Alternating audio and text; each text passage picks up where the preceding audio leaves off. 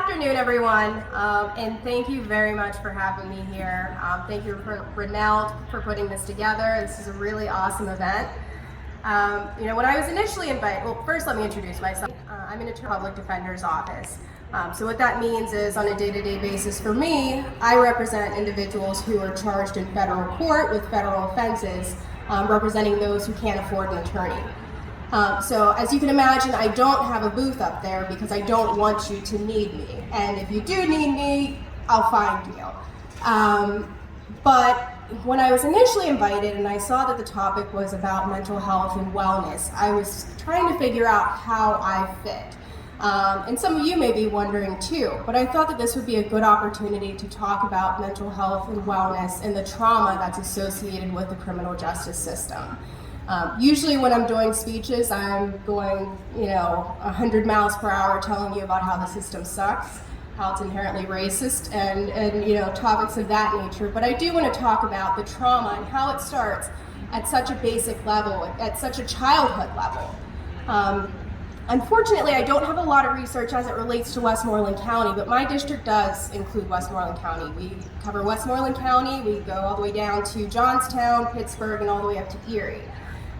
But there has been some research about how kids are initially introduced in the criminal justice system. And using Pittsburgh as an example, Pittsburgh is notorious for the school-to-prison pipeline. In fact, Pittsburgh refers Black children to the criminal justice system at a rate higher than 99% of other cities across the country. In fact, they refer Black boys to the criminal justice system 9 times more than they do white boys. So this is an opportunity to think about, how we can help people who are involved with the criminal justice system and not think of them as others, and not think of them as being in need of these mental health resources as everyone else, not thinking of them as someone we should be afraid of, and thinking about the traumas and that the systems that were in place that caused them to be there, or at least contributed to them being there. I won't run through my usual spiel of stats and experiences, but just using myself as an example. I'm from the Pittsburgh area, so I didn't grow up around here, but when I went into high school, my parents wanted us to move to a better school district.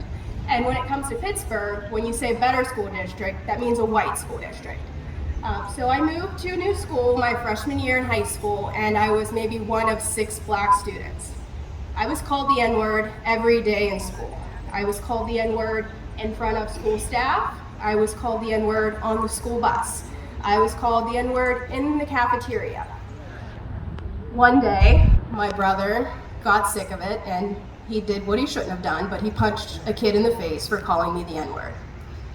I was arrested the next day. I was arrested for conspiracy to commit assault and harassment. So that is an example of the school-to-prison pipeline. Straight-A student, had nothing to do with it, I was arrested. I was fortunate. My parents were able to scrape together money and hire a really good attorney who was able to investigate the school and get statements from teachers who said, oh yeah, I did hear him call her the N-word. But he uses the N-word like some kids use the F-word. He just uses it when he's mad, so I didn't think much of it.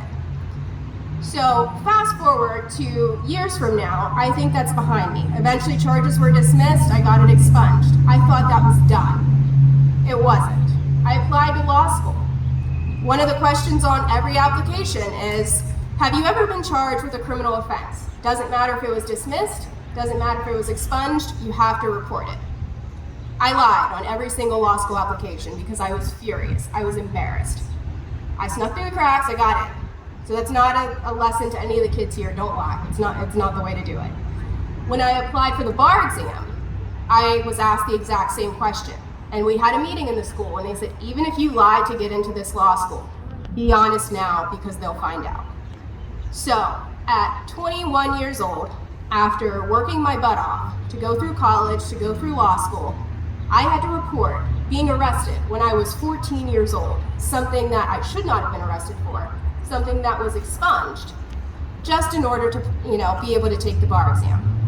So had to go back through everything, had to go back to getting those letters about why I was arrested and what happened. So I use myself as an example of, don't think of someone who's involved in the criminal justice system as less worthy or less in need of help of our services.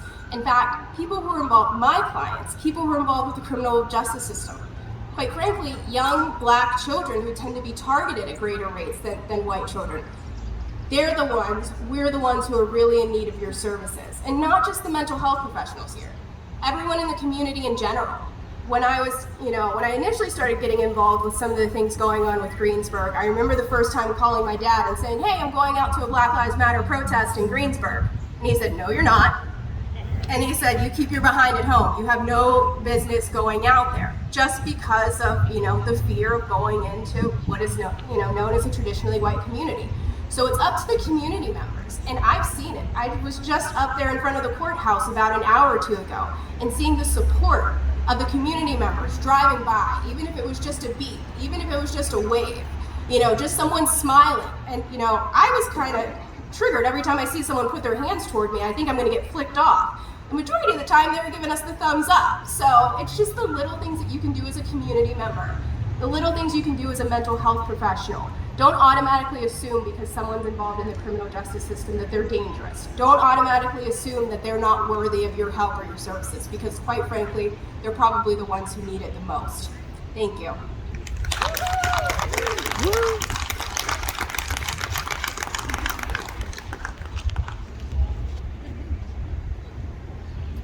Thank you.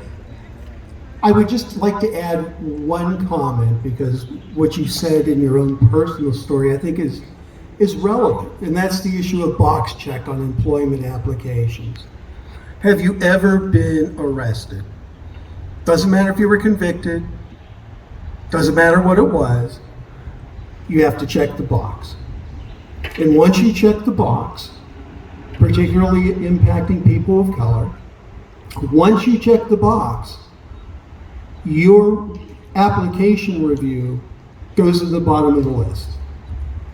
Absolutely goes to the bottom of the list. So if you're a formerly incarcerated, if you've been arrested and charged inappropriately, as Gabrielle did, as Gabbi did, that's an issue. And that's something that we as a community need to address. So sorry about rambling on a little bit there, but I thought that was a really important point that you touched on, and thank you for that.